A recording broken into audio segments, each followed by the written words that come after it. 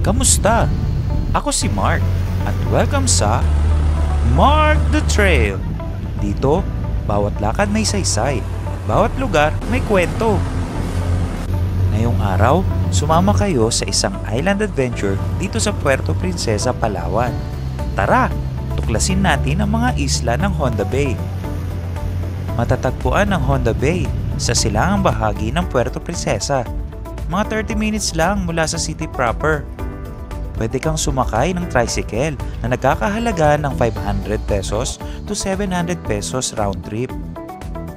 Kung mas tipid ang hanap mo, may jeep din na dumadaan papunta roon. Halos 50 pesos lang kada biyahe. Ito ang jump off point ng mga island hopping tours na perfect para sa pamilya, barkada o kahit solo travel. Pagdating sa wharf, magre-rehistro ka sa tourist office at pwede na magrenta ng bangka. 1,700 para sa regular boat, good for 6 to 8 persons na yon. 2,100 pesos naman para sa mas malaking bangka, good for 10 to 12 persons na yon. Kasama na rito ang life vest at guide. Kung grupo kayo, mas makakatipid.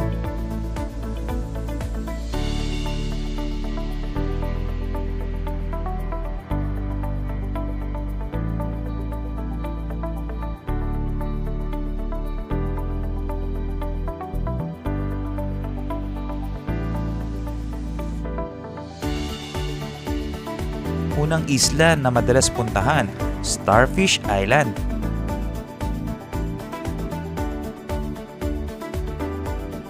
Entrance fee, 50 pesos.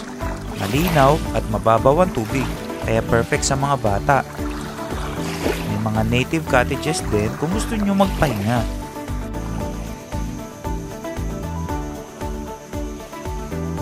Ang Starfish Island ang isa sa pinakamalapit sa Honda Bay Wharf.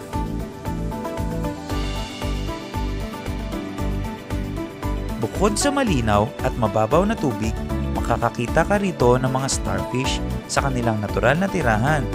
Simple pero kahanga-hanga.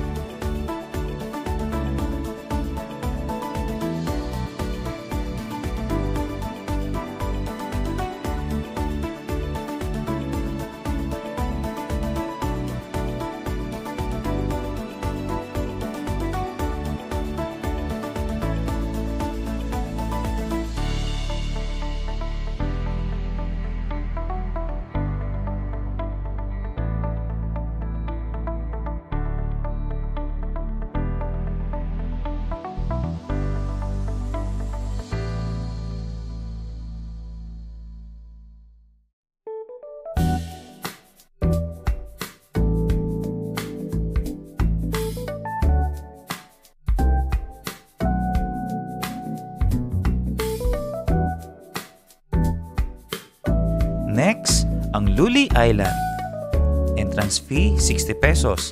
May mga floating, diving boards, at perfect ang spot para sa chill swim habang low tide.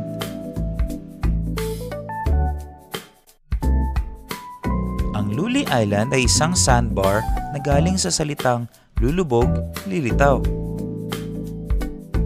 Kapag high tide, nawawala ito sa paningin. Pero kapag low tide, muli itong lilitaw. Parang paalala na may mga bagay sa buhay na pansamantalang nawawala pero bumabalik din.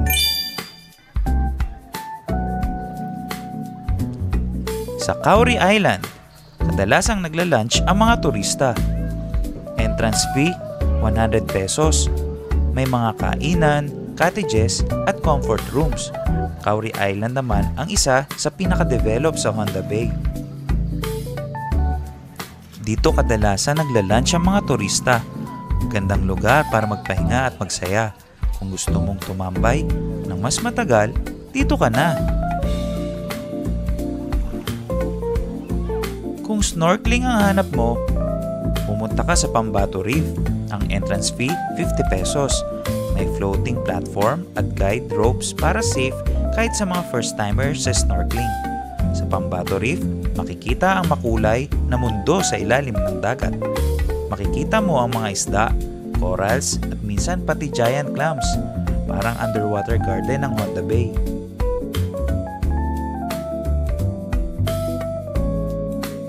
Karaniwan, ang island hopping ay tumatagal ng 6 hanggang 7 oras. Kaya kung aalis ka ng 7 AM, balik ka na sa wharf bago mag 3 PM. At kung sarili mong bangka ang gamit, hawak mo ang oras, walang pagmamadali. Mas maraming banding kasama ang pamilya.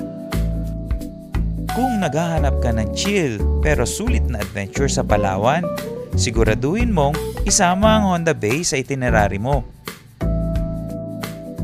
Minsan, ang mga simpleng lugar ang may pinakamaraming kwento.